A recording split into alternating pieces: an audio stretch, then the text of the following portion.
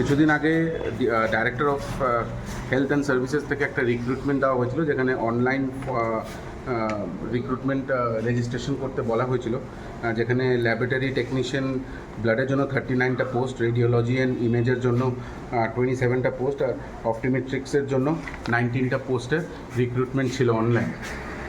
কিন্তু আমরা দেখেছি যে কিছুদিন পূর্বেই, তার কিছুদিন পরে, যখন মোটামুটি 20-25 হাজার ছেলেমেয়েরা এই চাকরির জন্য অ্যাপ্লাই করে ফেলেছিল, তারপরে দপ্তর থেকে একটা নোটিফিকেশন দেওয়া হয়েছে, যেখানে লিখেছে due to technical issues Tripura state data center, মানে যেখানে এই লিঙ্কটা টিপে যেখানে সবাই তার নিজের রেজিস্ট্রেশন করেছিল, সেই সাইটটাই বলে টেকনিক্যাল ইস্যুসের জন্য সবাই যে বায়োডাটা এবং রেজিস্ট্রেশন ছিল সেটা তারা খুঁজে পাচ্ছে না। আশ্চর্যকর ব্যাপার, এত বড় একটা দপ্তর, এত বড় একটা সাইট, সেটা ক্র্যাশ করে গেছে।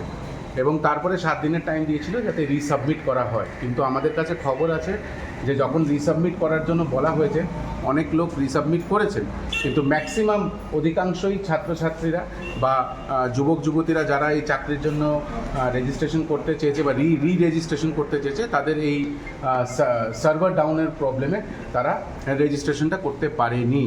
আমাদের দাবি একটাই থাকবে যে আরও 7 দিনের টাইম যাতে দেওয়া হয়, এবং এখানে এই দপ্তরের ভেতরে যাতে একটা অফলাইন রেজিস্ট্রেশন সেন্টার খোলা হয়।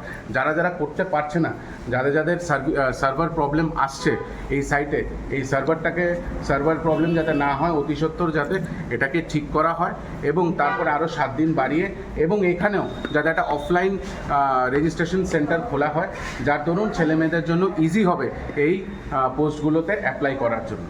এই দাবি নিয়ে আমরা আজকে এখানে এসেছি, এবং খুব লজ্জাস্কর ব্যাপার যে এত বড় একটা সাইট, যেখানে 20-25 হাজার ছেলে পরীক্ষার রেজিস্টার করেছে জবের জন্য, সেই সাইটটাই ভ্যানিশ হয়ে গেছে। এবং আমরা এর থেকে বেশি আর কি আশা করতে পারবো এই সরকারের থেকে। এবং তাই সবাই স্বার্থে, যুবক যুবতীরা যেখানে চাকরির জন্য হাহাকার, তাদের স্বার্থে আজকে ত্রিপুরা প্রদেশ যুব কংগ্রেস আজকে হেলথ ডিপার্টমেন্ট ডাইরেক্টরের সঙ্গে দেখা করতে এসছে, এবং আমরা ওনার কাছে দাবি রাখি।